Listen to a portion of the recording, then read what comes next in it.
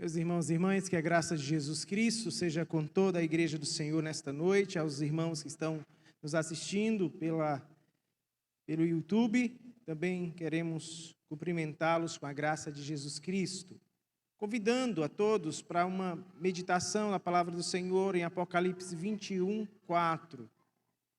Nós planejamos falar sobre 12 desafios que as igrejas enfrentam no livro de 1 Coríntios. E não apresentamos todos os 12, por conta de algumas dificuldades, não cumprimos todo o projeto, mas lançamos 10 desafios. São muitos desafios que as igrejas enfrentam. E nós concluímos no capítulo 15, falando sobre a vida pós-morte ali, a ressurreição, mostrando que um dos desafios que as igrejas enfrentam é essa expectativa de viver pós-morte. Às vezes a morte parece que nos amedronta e quer roubar a nossa esperança. E hoje, como nós temos um planejamento de expor um novo livro da Bíblia, hoje quero trazer uma meditação que tem a ver com o pós-ressurreição. E, é claro, não vou fazer uma exposição do texto bíblico, mas apenas compartilhar algumas verdades que este versículo 4 certamente nos ensina. E eu quero convidá-los para acompanhar comigo a leitura de Apocalipse, capítulo de número 21, versículo 4.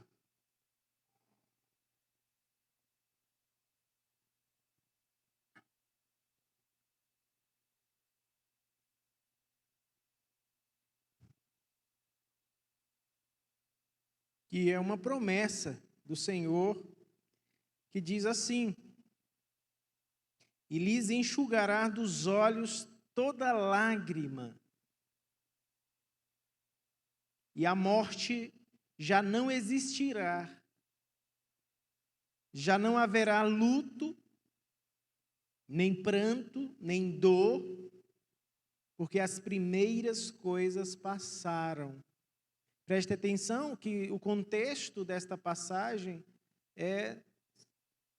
o contexto é o novo céu e nova terra. Os versículos de 1 a 3, acompanhem, que diz assim: vi novo céu e nova terra, pois o primeiro céu e a primeira terra passaram, e o mar já não existe.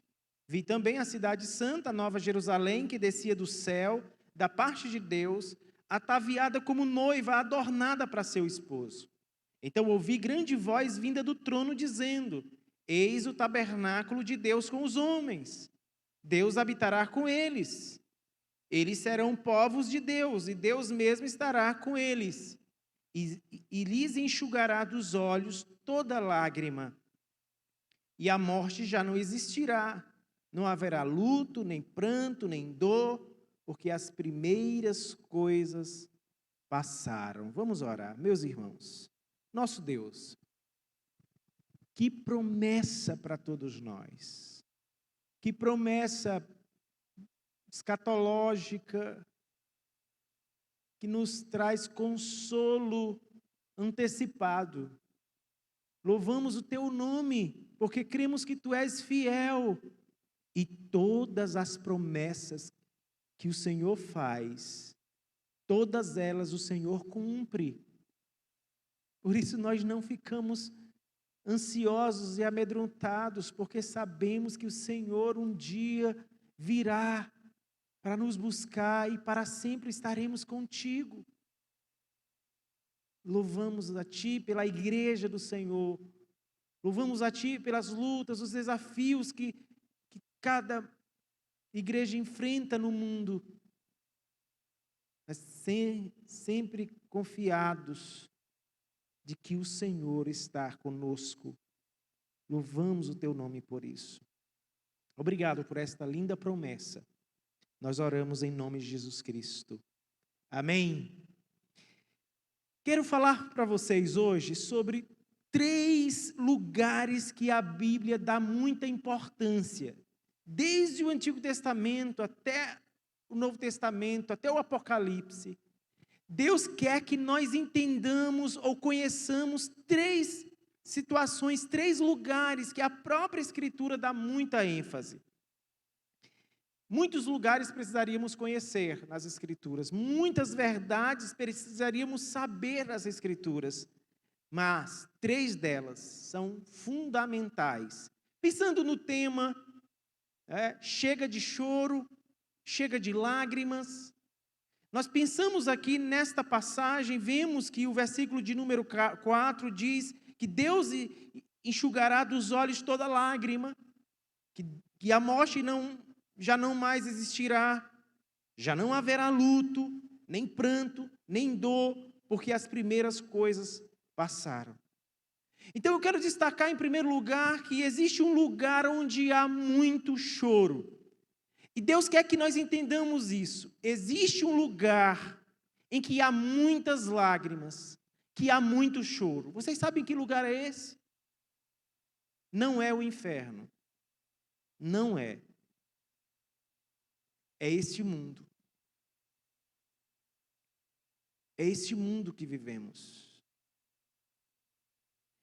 Mas, pastor, o mundo que vivemos é um mundo belo. Nós temos o sol brilhando, a lua, as estrelas, nós temos os pássaros cantando. Nós olhamos para o mar e vemos tanta beleza no mar, as montanhas, o clima, a vegetação, os animais, todos aí. Que beleza! É verdade. No mundo há muita beleza. No mundo podemos contemplar toda a criação e dizer: uau, que Deus! Uau, que beleza do Senhor estampada na criação. Mas também podemos olhar para esse mundo e ver que esse mundo é quebrado. Que esse mundo é um mundo de dores, é um mundo de sofrimento, é um mundo de lágrimas. E é verdade, é um mundo onde há muitas lágrimas. Hoje nós temos quase 1 milhão de pessoas que morreram desde 2020 até agora só pela Covid. Quase 1 milhão de pessoas no Brasil. E pensem bem, só da Covid, quantas e quantas milhões de pessoas têm perdido seus entes queridos. E cada velório são lágrimas derramadas. Você se lembra? Quantas lágrimas você derramou pela sua mãe, pelo seu pai, pela sua avó, pelo seu filho, pela sua tia, pelo seu primo, pelo seu vizinho, pelo membro da igreja, pelo seu pastor. Muitas lágrimas foram derramadas, porque esse mundo é um mundo quebrado, é um mundo onde há muitas lágrimas, há muito choro.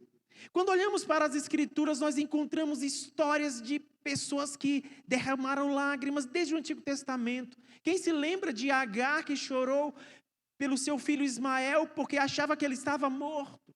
Agar derramou lágrimas por Ismael. Quem se lembra de Abraão, que chorou pela morte de sua esposa Sara?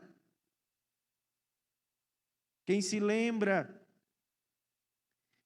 de José, que entrou em pranto quando seus irmãos o venderam para o Egito? Lágrimas foram derramadas no Antigo Testamento. Quem se lembra de Davi, quando chorou pela morte de seu filho Absalão? Nos lembramos que em Jerusalém houve muito choro pela morte do rei Josias, que foi morto na batalha. Olhando para as páginas das Escrituras, nós encontramos choro em Belém, quando Herodes mandou matar todas as crianças menores de 2 anos. Quem se lembra disso? Desde o Egito, com a morte dos homens ali pelo faraó, até o Novo Testamento, pelo rei Herodes. Lágrimas foram derramadas. Além de todas essas histórias, tem as nossas próprias histórias. Tem a história da nossa família, tem a história da nossa vida. lágrimas derramadas. Hoje nós temos bebês que choram quando querem algo, quando estão doentes. Meninas choram quando se ferem, quando estão com medo, ou quando são disciplinadas, elas choram. Adultos também choram. Choram muitas vezes quando estão com problemas, ou quando perdem ente querido, como já destacamos. Lágrimas são derramadas. Resumindo, seja lá onde for, que haja dor e tristeza, haverá choro, haverá lágrimas. Você pode perguntar, de onde vem todo esse choro? De onde vem toda esta lágrima? Quando tudo começou? Quando tudo começou, vocês já ouviram falar como tudo começou? Deus não criou o choro. Deus não criou a dor. Deus não criou o sofrimento. O pecado é a causa de todo choro, de toda lágrima, de toda dor. Quem se lembra quando Deus apareceu para Adão na viração do dia, no capítulo 3, e ali, ao amaldiçoar Adão, ao amaldiçoar a mulher, ao amaldiçoar a serpente, Deus disse para a mulher: em meio a dores terás filhos. E a dor entrou em cena quando o pecado entrou na história da humanidade. O mundo hoje é quebrado, o mundo hoje é um mundo de sofrimento. A beleza sim, mas a feiura, a tragédia, a dor, a sofrimento. O choro começou quando Adão e Eva comeram o fruto proibido e tornaram-se pecadores.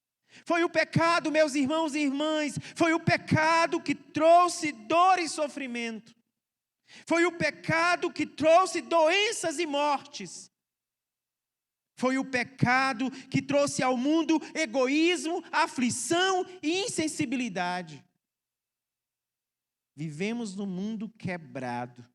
Se não houvesse pecado, não haveria lágrimas. Portanto, precisamos ter ódio pelo pecado, porque é o pecado que nos faz chorar, é o pecado que nos faz sofrer, é o pecado que nos traz dores, sofrimento, miséria. E precisamos dar ouvidos ao conselho do apóstolo Paulo: aborrecei o mal. Precisamos dar ouvidos ao conselho de Salomão: se os pecadores procuram te atrair com agrados, não aceites. Foi o pecado quem causou o choro, portanto, irei odiá-lo. Você tem que dizer isso todos os dias. Porque nesse mundo há choro, há pranto. Então nós temos aqui, quando olhamos para as páginas das Escrituras, em Apocalipse 21:4, nós podemos, por implicação, olhar para o versículo 4, está implícito que existe um lugar onde há choro, e esse lugar é o mundo em que vivemos. É o mundo em que vivemos. Se você pudesse contar para mim, ou para a igreja, quantas noites mal dormidas você teve, quantas lágrimas você derramou em oração, tantas frustrações que você teve em suas experiências, nós teríamos um mar de lágrimas aqui. Um mar de lágrimas. Mas, irmãos, precisamos ainda lembrá-los, em segundo lugar, que existe um lugar onde não há nada mais além do choro. Existe um lugar que há muito choro, mas não é só choro, há também alegrias, prazeres, delícias, que é este mundo. Mas existe um lugar que não há nada além de choro. Qual é esse lugar, crianças? O inferno. O inferno é esse lugar que não há gargalhada, que não há alegria, só há choro.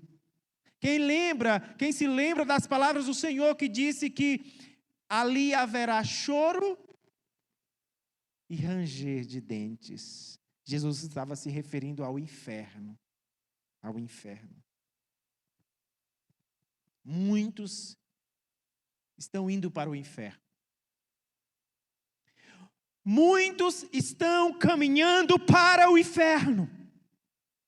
Jesus disse que larga é a porta, espaçoso é o caminho, que conduz para perdição. E muitos acertam e caminham por ele. Não sou eu que estou dizendo. É o próprio Filho de Deus quem disse que tem muita gente indo para o inferno. Ali não há gargalhadas e nem sorrisos. Não há nada além de pranto e de ranger de dentes. Às vezes nós ouvimos pessoas contando piadas sobre o inferno. Pessoas brincando com as realidades espirituais. Nós não temos direito de brincar com as realidades espirituais. A realidade espiritual do inferno é algo lamentável, duro, que jamais deveria ser motivo para piadas. Porque tem a ver com o destino eterno de pessoas feitas à imagem de Deus. O que nós deveríamos fazer é chorar por essa situação lastimável que é pessoas indo para o inferno. No inferno não há descanso. As pessoas nunca dormem para amanhecerem felizes. Às vezes a gente está com fome, vamos dormir para ver se a fome passa e acordar o dia seguinte e as coisas melhorarem para a gente. Nós temos aquela esperança do salmista que diz que uma noite, que o choro pode durar uma noite, mas a alegria vem pela manhã. No inferno não tem isso. No inferno não tem essa esperança, irmãos. Há um lugar em que não há nada além de choro, de pranto, de dor. Quem se lembra do rico de Lucas 16, aquele homem rico, que se vestia esplendidamente, que comia das melhores comidas, que vestia-se das melhores roupas, que tinha uma influência social maravilhosa, mas quando morreu, o texto diz que ele foi para o inferno, e estando em tormentos, clamava para que Abraão o ajudasse a se refrescar das chamas. Jesus, o Filho de Deus, está falando das realidades do inferno. Ninguém mais falou do inferno mais do que Jesus. Ninguém. Ele falou porque ele criou o inferno. Ele sabia e ele sabe o que acontece lá. Ficamos muito tristes em dizer que há muitas pessoas indo para o inferno. E o nosso desejo e nossa oração é para que Deus tenha misericórdia de alguns e os tire do caminho da morte. Tire-os do caminho da morte. O texto diz que ele os enxugará dos olhos toda lágrima, e a morte já não existirá. Não haverá luto, nem pranto, nem dor, porque as primeiras coisas passaram. O que nós podemos entender é que há um lugar que haverá dor, choro, sofrimento. E nós encontramos isso no próprio texto, do versículo de número 8, por favor, observem do capítulo 21 de Apocalipse, porque o texto diz assim: quanto, porém, aos covardes, aos incrédulos, aos abomináveis, aos assassinos, aos impuros, aos feiticeiros, aos idólatras e a todos os mentirosos, a parte que lhes cabe será no lago que arde com fogo e enxofre, a saber, a segunda morte. Jesus está falando de um lugar em que há sofrimento, um lugar que não existe alegria e prazer, somente choro, lágrimas, dor.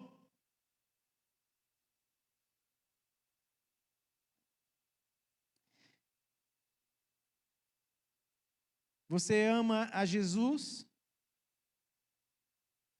Qual o seu desejo de se livrar deste lugar? Nós, às vezes, temos conversado aqui, temos dito que o desejo de um cristão não é simplesmente ir para o céu. O sentimento e o desejo de um cristão é estar com Jesus. É estar com Jesus. E não apenas se livrar do inferno. O céu não é um refúgio para pecadores que estão fugindo do inferno. Não.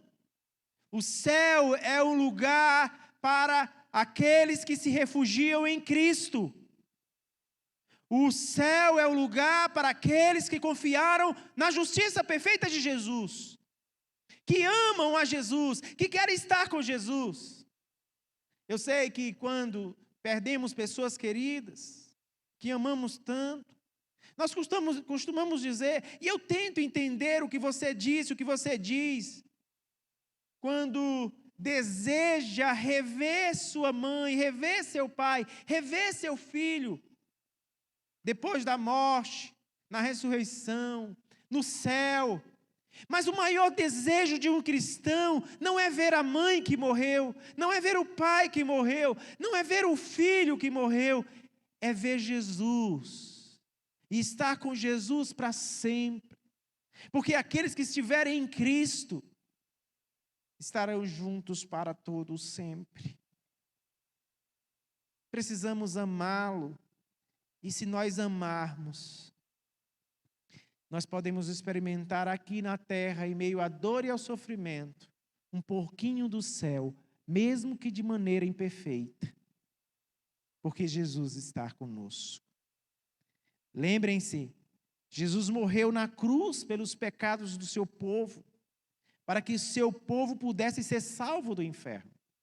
Há, inclusive, um argumento teológico, quando falamos da sepultura, quando diz que Jesus foi sepultado ou desceu ao Hades, o entendimento é que Jesus sofreu intensamente os sofrimentos infernais, intensivamente, por você e para a sua salvação, de modo que ele foi preso na escuridão da cova, para que os seus pecados fossem perdoados e vocês e eu pudéssemos ser livres das amarras do diabo e do inferno. Pensem nisso. Pensem na graça que nos alcançou por meio de Jesus. Da graça que nos alcançou ao ponto de nos tirar do caminho largo, pela graça somente. Nos tirou do caminho largo. Agora, se você pensa só em brincar, comer, beber, se vestir bem, mas você não ama Cristo, então você está no caminho errado e você será condenado. Porque do que vale ao homem ganhar o mundo inteiro e perder a sua alma? Do que vale nós usufruirmos dos prazeres transitórios do pecado e perder as delícias celestiais? Jesus nos alerta para essa troca, esse negócio errado, ganhar a vida aqui e perder a vida lá. Ele diz, é melhor perder a daqui e ganhá-la de lá, porque a de lá é a verdadeira vida. Jovens presentes, adolescentes presentes, nós estamos vivendo um mundo em que há muitas tentações, ofertas maravilhosas para os jovens e adolescentes, crianças. Mentiras do diabo sendo ditas todos os dias aí, para que nós aproveitemos bem o dia. Carpe diem, aproveite o dia, comamos e bebamos, que amanhã morreremos. Epicurismo ainda está presente em nossa cultura. O epicurismo ainda está presente. O materialismo ainda está presente, inclusive em nossas comunidades. Então, se você quer apenas brincar, Se você quer beber, farriar, se você não ama Jesus, você está perdido. Deixa eu lembrar a vocês, eu estive com algumas pessoas ontem no São José, estava me acompanhando a Camille e a Cristiane, que não me deixará mentir, e fomos visitar uma pessoa na visita para fazer a pesquisa, juntamente com os demais pastores que estavam nos acompanhando ali. Dividimos em 3 grupos e lá fomos visitar um vizinho, uma pessoa lá na rua. E ele se apresentou e perguntamos se ele era membro de uma igreja, e ele disse que era membro de uma igreja. E ele estava tomando uma cerveja. Uma carne estava assando ali. Carninha assada, uma cervejinha do lado. Até aí tudo bem, não é? Tudo bem. Pode ser que o cara seja de uma igreja em que o pastor liberou lá uma cervejinha para ele, o que o pastor não tem autorização de liberar, se as escrituras proíbem, podemos legislar. Mas tudo bem, ali talvez fosse uma lata de alguém que deixou, porque eu vi a lata no chão, mas eu não vi ele bebendo, então não vou julgar o irmão por isso. O fato é que ele se apresentou como um irmão, membro de uma outra igreja, e aí, quando a gente volta, aí já tinha mais amigos com ele. E aí tinha umas músicas meio esquisitas, e eles ali, com a carne assada, mais cerveja, e amigos sorrindo. E nós, então, passamos um pouquinho de largo, e nem deixamos o devocional, porque entendemos que ele não iria usar, ou pelo menos nós concluímos que não seria a boa ideia voltar e deixar a casa dele. Ele estava sozinho ali. Aquele rapaz se identificou como um crente. Ele se identificou como um homem de Deus. Mas a sua atitude era contrária ao homem de Deus. Ele estava usufruindo de prazeres transitórios. Ele estava quebrando o 3º mandamento, que é usar o nome de Deus em vão. Ele usou o nome de Deus em vão quando ele disse que era de Deus. E essa é a realidade de muitos membros de igreja. Essa é a realidade de muitos membros da igreja, de igrejas. É que a gente pensa que ser crente é apenas uma tradição dos nossos pais, que a gente vem como uma religião tradicional do Estado e entramos na igreja e cumprimos a nossa obrigação religiosa. Não confiem nisso. No inferno, nós cremos que há muitos religiosos lá. No inferno, há muitos religiosos. Então, queridos irmãos, se queremos brincar, se queremos beber, se queremos farriar, se queremos aproveitar a vida aqui, a igreja não é o lugar para você estar. Porque como membro do povo de Deus, nós devemos ser diferentes. Nós devemos agir diferente. Nós devemos dar bom testemunho. E precisamos viver em obediência aos mandamentos de Deus. Se me amais, guardai os meus mandamentos. Vós sereis meus amigos se fizerdes o que eu vos mando, disse o Senhor Jesus Cristo. Então, precisamos nos lembrar que, conforme Apocalipse 21, 4, há um lugar onde há somente choro e sofrimento, que é o inferno. É estarmos longe de Deus. E por último, nós podemos lembrar que existe um lugar onde não há, por hipótese alguma, choro. Não há choro. Existe um lugar onde nunca haverá choro e sofrimento. Que lugar é esse? É mais fácil agora, não é?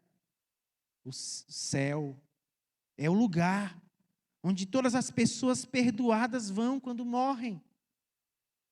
Lá é tudo alegre, Mas pastor, como é que o senhor sabe se eu nem foi? A Bíblia diz que há muita alegria na presença de Deus. Que os salvos em Cristo Jesus já estão desfrutando das delícias celestiais. E na presença de Deus há alegria e delícias perpetuamente. E conforme Apocalipse 21, 4, nós temos aqui a verdade indelével de que Deus enxugará dos nossos olhos toda lágrima, a morte não existirá, não haverá luto, nem pranto, nem dor, porque as primeiras coisas passaram. Você sabe por que você sofre? Você sabe por que você se frustra aqui? Para que você saiba que aqui ainda não é o céu. Você sabe por que nós nos decepcionamos? Por que aqui ainda nós sentimos peso, angústia, dor? Para que você não se iluda, não se apegue a este mundo, não ame esta vida, não queira fazer daqui o seu lugar. Porque você é peregrino e forasteiro. Sou forasteiro aqui, diz o hino 207. Sou forasteiro aqui. Aqui não é o meu lugar. Ainda não é o nosso destino final. Queridos irmãos, precisamos lembrar que quando uma pessoa em Cristo morre, ela vai imediatamente à presença de Deus. Ela não fica dormindo no sepulcro. Como já dissemos, ela estará com o Senhor, esperando a ressurreição, quando seus respectivos corpos e espíritos se unirão outra vez. E ali haverá glorificação, corpos incorruptíveis e imortais. Precisamos nos lembrar que no céu não há choro, porque não há nada que cause aflição. Nada que cause aflição entrará lá. No céu não haverá doenças, não haverá dores, enfermidades e mortes. As pessoas que morarem no céu nunca mais dirão: estou doente. Não é uma boa notícia? É uma boa notícia para nós que somos afligidos pela enfermidade. Nós que vivemos no mundo quebrado,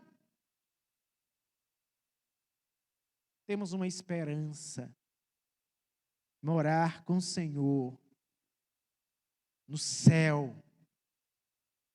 Não haverá tempo ruim, não haverá nuvens escuras. Cristo é o nosso sol que brilhará para sempre. Temos que ter essas expectativas espirituais, irmãos. Nós temos olhado apenas para a terra, nós temos focado no terreno, nós temos nos preocupado com as coisas desta terra, com os nossos negócios, e Jesus quer que nós olhemos para o céu. Paulo diz em Colossenses 3, pensai nas coisas lá do alto, onde Cristo habita. Não nas coisas que são aqui da terra, porque morrestes e a vossa vida está oculta com Cristo no céu. Não haverá nenhum temperamento ruim também. Aquele que tem o pior temperamento de todos, quem é? Satanás. Não entrará lá. Não terá permissão para entrar, viu, irmã Cleonice? Não terá permissão para entrar. E o melhor de tudo, Jesus Cristo estará no centro do céu. No centro. Porque Ele é central. Cristo Jesus estará lá, aguardando o seu povo, para dizer aquelas lindas palavras: vinde bendito, seja bem-vindo, benditos do meu Pai. E naquele dia nós o veremos face a face, e nunca mais o Senhor se apartará de nós, e nós nos apartaremos de sua presença. Ele acolherá o seu rebanho em seu seio, e enxugará todas as nossas lágrimas. Mas como entrar nesse lugar? Somente por Jesus. Porque nós um dia vamos morrer. Nós não viveremos para sempre nesse mundo. Quem se lembra da nossa saudosa Gentileza de Macedo? Morreu. Foi a primeira evangélica em Presidente Dutra, Jorge. Primeira evangélica em Presidente Dutra, trouxe o evangelho para a cidade. Na verdade, missionários vieram a evangelizar, e ela evangelizou sua família evangelizou suas famílias, e hoje nós temos igrejas cristãs evangélicas em Presidente Dutra, e de outras igrejas evangélicas, graças ao trabalho da dona Gentileza, de seus familiares. Tivemos um pastor durão aqui nessa igreja, ouvimos falar que ele era um homem durão. Pastor, quem se lembra? Alfaiate, Vigílio, pastor Vigílio, morreu. Tivemos outros pastores conosco, o pastor José Pedro de Araújo, está morto. Ou pelo menos seu corpo jaz na sepultura. Conforme as Escrituras, aqueles que estão em Cristo estão vivos na presença de Deus, mas seus corpos estão mortos. Temos irmãs evangelistas aqui, que estavam aqui, passaram evangelizando São Benedito, evangelizando ali o Varjão. Irmãos e irmãs, que vocês se lembram, recentemente estavam conosco, mas morreram.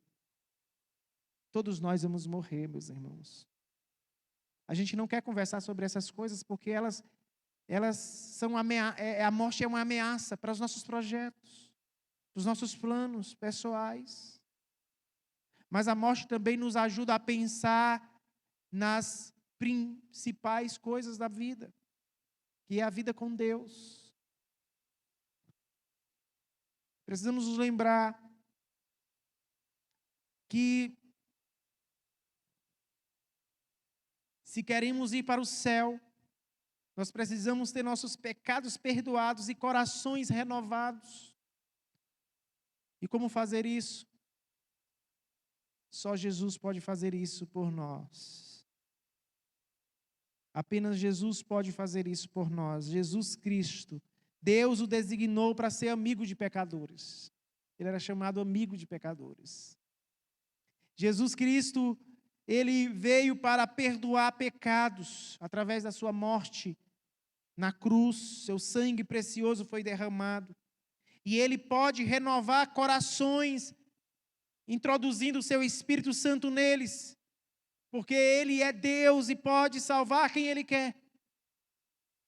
Então você tem ouvido o Evangelho, você tem ouvido a palavra de Deus, tem vindo a esta congregação, mas não pode ficar apenas como alguém ouvinte da palavra.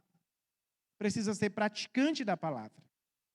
Outro dia o pastor contou para nós, o pastor Juan contou para nós uma história de dois anjos, ou melhor, de um anjo e um demônio, e um homem em cima de um muro.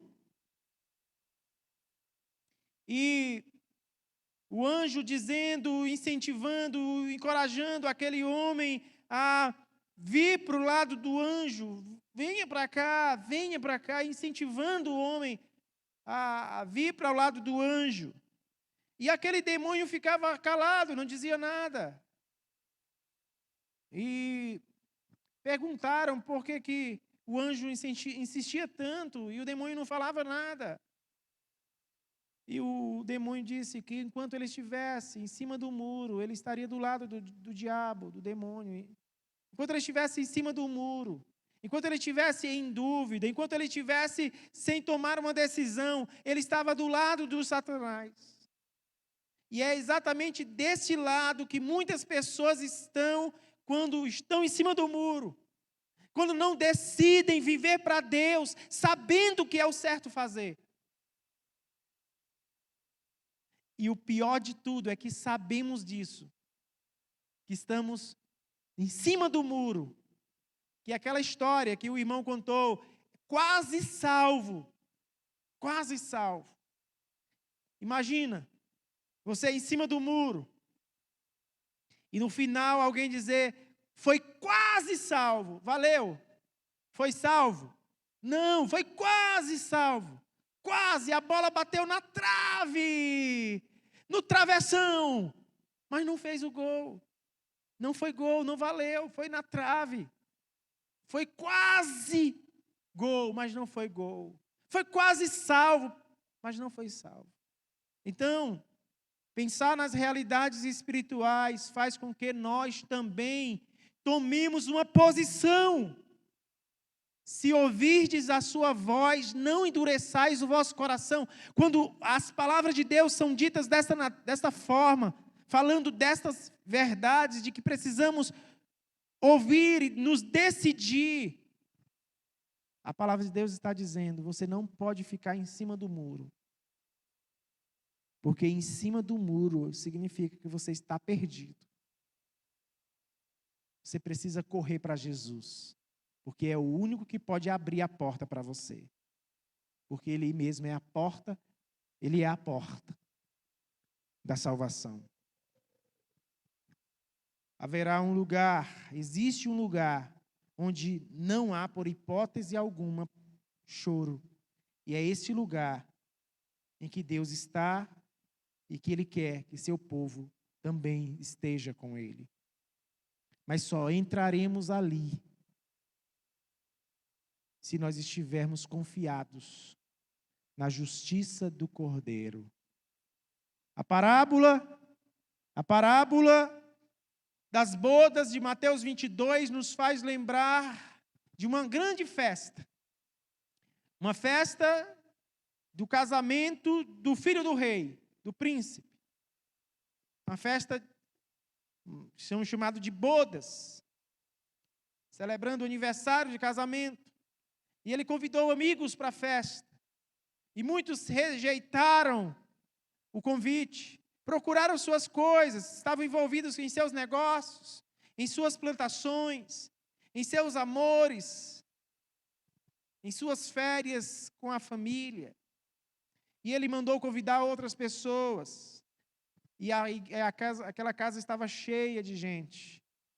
E cada pessoa que entrava na festa recebia uma túnica, uma veste branca, chamada de veste nupcial, uma túnica nupcial, que era comum na época de Jesus, as pessoas receberem túnicas para serem identificadas ali. Hoje a gente recebe um carimbo, alguma coisa na mão ali, e bota uma luz aqui. Quando você lembra, quando você ia para as festas aí da vida, e tinha aquele...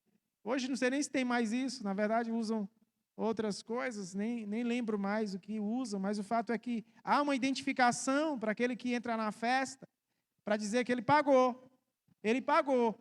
Às vezes é uma pulseira brilhante. O fato é que, naquela época, receberam túnica, porque só quem entra na presença de Deus é quem tem uma túnica que não foi paga pelo dinheiro dele, foi paga pelo dinheiro de outro. E quando um homem está lá, quando o rei vem visitar os convidados, de cima da galeria, ele olha e vê o homem sem a pulseira brilhante, sem a túnica.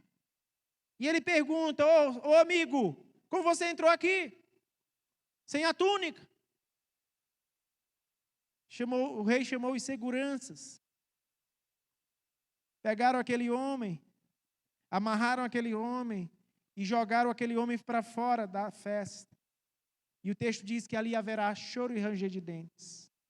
Na festa de Deus, só quem entra é quem foi convidado e quem aceitou receber as vestes de Jesus Cristo. Você já recebeu a sua?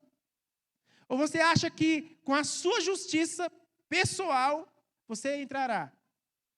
Você não entrará, meu amigo. Você pode ser o melhor homem desse mundo, mas continuará sendo um homem perdido e pecador. Somente com Jesus nós vamos entrar e estaremos para sempre com Ele. Aqui está o convite, por assim dizer. A pregação já é esse apelo para pecadores se renderem a Jesus. Está aí o apelo àqueles que ainda estão tentando fazer do seu jeito. Parem! Porque não é do teu jeito, é do jeito dele. E do jeito dele é do jeito de Jesus. É como Jesus fez. Não vou deixar de dizer para você que ao sair por aquela porta e você rejeitando o Filho de Deus, sabe o que acontece? Quando Jesus voltar, Ele vai julgar o mundo. E quando Ele julgar cada um de nós, Ele vai chamar cada um. E você não vai poder dizer que não sabia. Porque cada pregação é uma prova de que você é culpado. Cada pregação é Deus dizendo, culpado. Cada pregação é Deus dizendo, eu perdoo você. Renda-se e você terá uma vida com Jesus. A gente prefere voltar para casa com o peso da culpa e do pecado. E ainda quer uma segunda chance. Que Deus tenha misericórdia de sua vida e da minha vida. A ceia é prova disso, misericórdia. E nós queremos também servir a ceia somente para aqueles que confiaram em Jesus Cristo. Para aqueles que são batizados, que não estão sob disciplina, os que estão disciplinados não podem participar. É uma forma constrangedora de dizer a você, pecado não compensa. Não brinque com o pecado, porque se você brincar, você não apenas estará fora dessa ceia, você estará fora da ceia de Jesus no futuro. Naquele grande dia, Deus vai lançá-lo para fora da sua presença. Então, pessoas descrentes, pessoas não batizadas, pessoas disciplinadas, não podem participar desta ceia ainda. Tá? Ainda. Quero convidar os diáconos que desejam nos ajudar aqui nesse serviço, que venham até aqui, nos ajudem, nos acompanhando também. Os pastores desejando vir nos acompanhar serão muito bem-vindos. A mesa está posta. Quero lembrar que esta mesa não é da primeira igreja cristã evangélica, tá? Essa mesa é de Jesus e é Ele quem nos convida a participar.